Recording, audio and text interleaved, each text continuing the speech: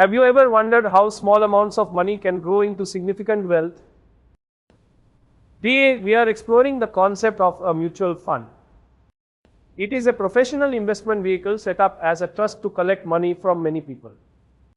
Instead of buying stocks yourself, you are investing through the fund, which then buys assets like equities, bonds, and money market instruments.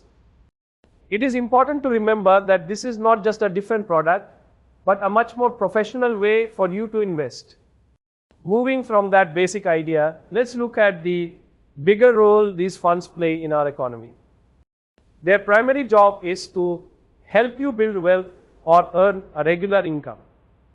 Beyond your personal goals, they help build the nation by funding projects that create jobs and boost the economy. They even act as a stabilizer for our markets. For example, in the year 2022, when many foreign investors were selling their stocks, mutual funds provided a steady counterforce by buying them instead. With those broad goals in mind, we can now focus on what you specifically want to achieve with your money. Every mutual fund scheme has a clear objective based on three things: safety, liquidity, and returns.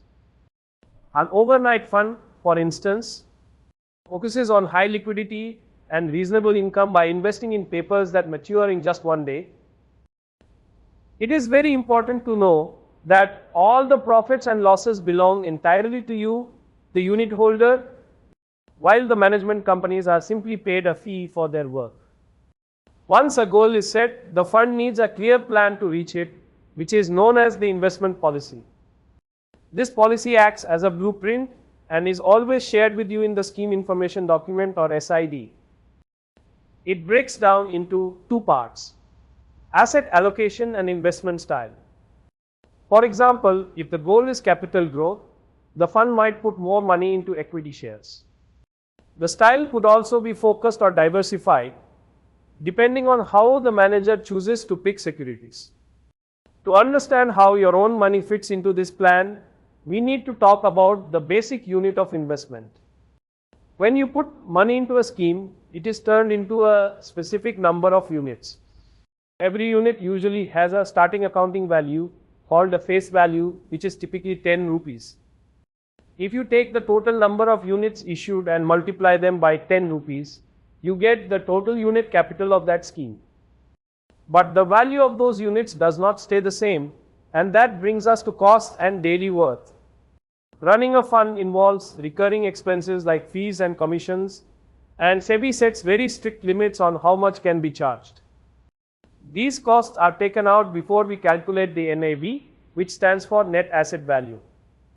You can think of the NAV as the true worth of one unit, representing what it would be worth in cash if everything were sold today. Now let's look at how the total size of a fund can change over time. The total sum of all the investments in a scheme is called the assets under management, or AUM. This goes up when more people invest or when the market does well, and it goes down if people take their money out or if the fund pays out money. This payout is now known as income distribution cum capital withdrawal, or IDCW. All of this is tracked daily through a process called mark to market, where every security is valued at its current price. Understanding these mechanics helps us see the many advantages this path offers to investors. One of the biggest plus points is professional management, where experts use research and prudent processes to watch over your money. It also makes spreading your risk very affordable. Instead of needing several lakhs of rupees to buy a variety of stocks, you can get a diversified portfolio for as little as 500 rupees. Beyond just ease and low cost, there are other very strong benefits to consider. Because these funds are so large, they enjoy economies of scale, which leads to cost savings and better bargaining power. They are also very transparent. You can easily find information in documents like the SID, the SAI, or the KIM. Plus, they offer liquidity, meaning you can generally get the market value of your units back whenever you need to. Another major reason people choose these funds is the significant help they provide with taxes. They offer tax deferral, which lets your money grow inside the scheme for years without you having to pay tax on the gains every year.